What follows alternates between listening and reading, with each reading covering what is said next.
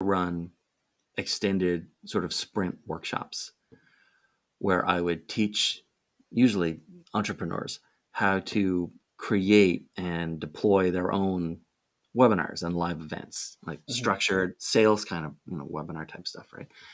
And I would tell them right from the jump, like, you're going to hear a lot of ideas, and as we talk about stuff and you're in the group sessions and the individual sessions, I'm going to come up with a lot of ideas. Just, they're just going to come. You are free to steal anything and everything that I come up with. Like, I will never run out, so there's no point in hoarding them. The last week has been a little weird because I've watched two different people steal, and I use steal in quotes, but like use or take what work that I've done and pass it off more or less as their own, using it not just as a template, but as a very, very close facsimile of what I created for someone else. And again, not a problem.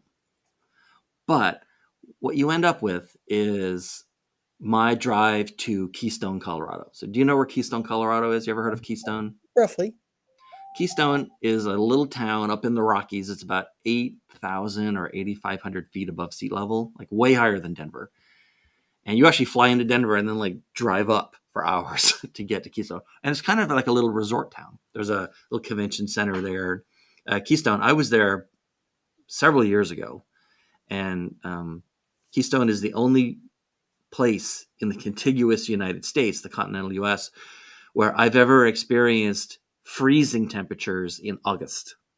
And not because of a cold front or a freak weather event, but because you're so high up, it actually dips down into the 30s every night.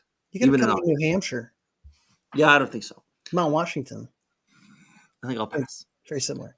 So when I arrived in Denver airport, and got my rental car to go to Keystone to attend the conference that I was going to, the only option I had, because it's a winding, semi-treacherous drive the first time you ever do it, especially if the first time you ever do it is at night.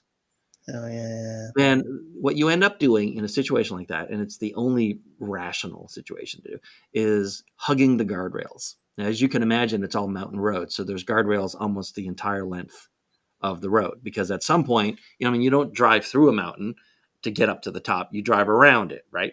And so there's always one side of the road there, if you fell off, you would fall. And so what you end up doing is you end up hugging the guardrail, which is that you're not paying as much attention to the road as you normally would. You're not learning the road as you normally would. Right. Your only priority is to stay alive and not cause an accident or possibly hurt someone else. And so you hug the guardrail, because as long as you maintain the right distance between you and the guardrail, you're not going to move into someone else's lane. You're not going to veer off into anything. You're not going to have an accident, supposedly. You're just going to hug the guardrail, and it will basically guide you safely to your destination. Now, the problem with, and this is what people get wrong about stealing ideas and why templates are great, but formulas are great, but formulaic is not. The way people get from formulas to formulaic is, and I see this, you see it everywhere in copywriting, by the way. You see it literally everywhere. I mean, you can go to a lot of people's LinkedIn pages, right? And you look at their about section, if they have one. And it's like, okay, in the first part you plug and you have to put in this, and then you put in this, and then you put in this. And like, they all read alike. It's even though the information is different, you'd swear that it's the same person on two different pages, because it's so formulaic that there's no thing there. Someone took an idea of how to do it well and then codified it as sort of a template, and then or a formula, and then everyone else just blindly follows the formula. They hug the guardrails instead of understanding what it is that you're supposed to be doing. They just strictly follow the guardrail, and it takes them from A to B to C to D, and then it's done. But what you end up with is, and I don't mind telling you, a very boring and useless drive.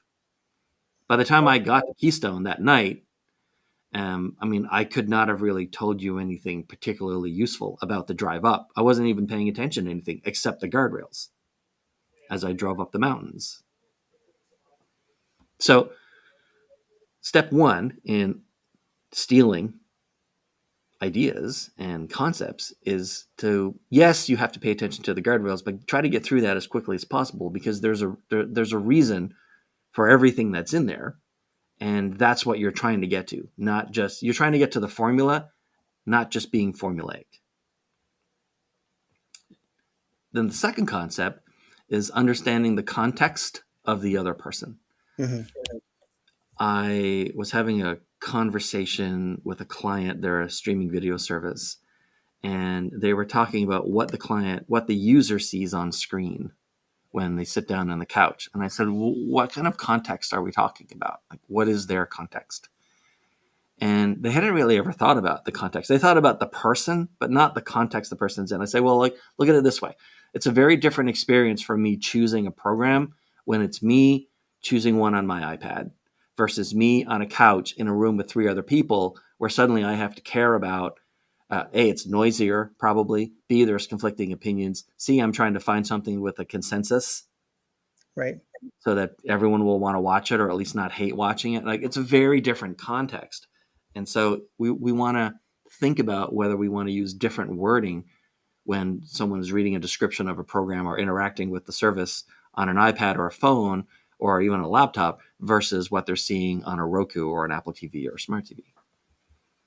And you can't successfully steal an idea unless you understand the context of the person that you're trying to use the idea for or with. Very true. And then I think the third concept for how to steal an idea successfully and make it your own and use it is understanding the promise with a capital P. Right? Behind all of these sort of ideas is a promise. There's a promise of relief from the negative present. There's a promise of a positive future. There's a promise of legacy. There's a promise of fresh breath. There's a promise of something. And if you just steal the idea and use it to create something formulaic, you're not understanding the context of the person you're communicating to, and you've missed the promise. Now, the promise is different than the intent.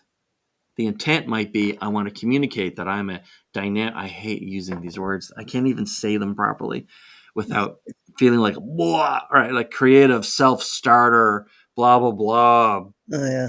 Bull crap stuff that you find on LinkedIn everywhere, right? But that's the intent. The intent is to communicate what you want to say about yourself. But the promise is what the reader or the user or the customer or the prospect will get out of it. And it's different than your intent. Very similar concept to one we've talked about a few times before, which is everyone starts with thinking, what do I want to say and how do I want to say it, when they should be thinking about, what does that reader or audience want to hear? What will they pay attention to? What do they need? And then adapting your message to what they need. And so taking an idea and then applying your own intent to it is you saying, what do I want to say and how should I say it? Whereas understanding the promise that the person who originally came up with the idea had already understood means that you need to think about what the audience will pay attention to or remember or care about, and then aligning your message to that. So if you skip the promise, if you're not paying attention to the context, and if you're just hugging the guardrails, you're stealing ideas the wrong way. But if you're doing all those things, if you're doing it right, no one who has the idea would, no mature person would ever resent the fact that you took their idea, because you understand the promise, you understand the context. You're driving on the road and learning the road instead of just hugging the guardrail. You're taking something an idea they had, and you're transforming it into something different, maybe even better. So that's how you steal ideas properly and use them properly. Understand the promise that the audience or the reader gets from it, and understand the context that person is in. Is it noisy where they are? Are they reading it on a small screen? Mm-hmm. Do they have someone yelling at them at the same time? Right? Are they lonely? Have they not, talked to anybody in hours or days or weeks? Like, what is their context? Are they in a city? Are they remote? Where are they? And then drive on the road. Don't do what I did for Keystone and hug the guardrails. So it's been nice to see my own stuff. It's been weird to see my own stuff with slightly different words sent to different audiences, but it's kind of fun. It's like you look at it and say, so like, that's how you interpreted that. That is interesting. That's what you think I was trying to do. And here's what I think you're trying to do. It's interesting. The different interpretations are interesting. So I got a funny story for you. Yes, please. So of course we know our friend Dr. V, who unfortunately is not with us today, but because he would have a lot to say on the subject and it would be pretty funny.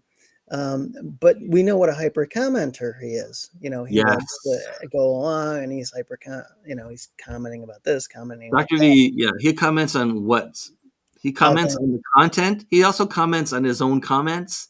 It's like he's having two conversations, one with the presenter and one with himself, but they're all mixed in. It's hilarious. It is hilarious.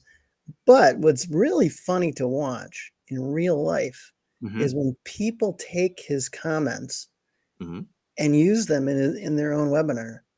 So they're actually taking, as we're going along, they're taking them sometimes in context, sometimes out of context, but using them like right along, which you don't see too often because, it just usually doesn't work, or people have their own ideas all set in stone. But that's fun to watch. Yeah. That's fun to watch. Yeah, it comes out as almost a stream of consciousness from them. Exactly. And I watch it. There's like one particular person, we watch his webinars and I watch him do it all the time, constantly grabbing this or grabbing that or grabbing this. Sometimes even to the point where he created his own product out of it. I tell you, which was like possibly use everything that I come up with about. No, I can't either. And there's no way to communicate them to people who might get something out of them. Most of the time, you don't know anyone who personally who would get anything out of it, and yet you know that it's applicable. It's like, okay, whatever, sure. Yeah, sometimes there is, but not. You're right, not too frequently, because it's in your head, it came out of your mind. So very hard to translate that. Yeah, but to steal properly, understand the promise of that idea to the person who's receiving it, understand the context that person is in, physical, mental, emotional, do a little thinking on their side. And remember, you're trying to learn the road, not hug the guardrail. That's my lesson for Monday. That's good. It's good they have guardrails. Oh, yeah. Sure. But you don't want to stay on the guardrail. There's no point. We got a couple of spots where we don't have guardrails, and they really should have guardrails. Yeah, I hear you. Well, that's all I have for today. That's it, and it's good. What about you? Anyone ever stole your stuff? You ever see your stuff replicated somewhere? Of course. Yeah. I mean, it's impossible not to see if you've been in marketing or sales or anything long enough, it's impossible to not see your stuff replicated somewhere in some way, shape, or form. Always going to have some idea that gets grabbed, gets used. It's all right. You don't mind it? Not really. No. It's funny how many people do, but I've got, it's a stage that I think everybody's got to get past. Right. It's like people are going to take your stuff. There's no way to really protect your stuff. That's that's also a misnomer. So you almost have to be creative about letting people steal your stuff in a very creative way. So you still make money if they steal it or not. Well, that, and just understand that, the only way to stay ahead is to stay ahead. Right.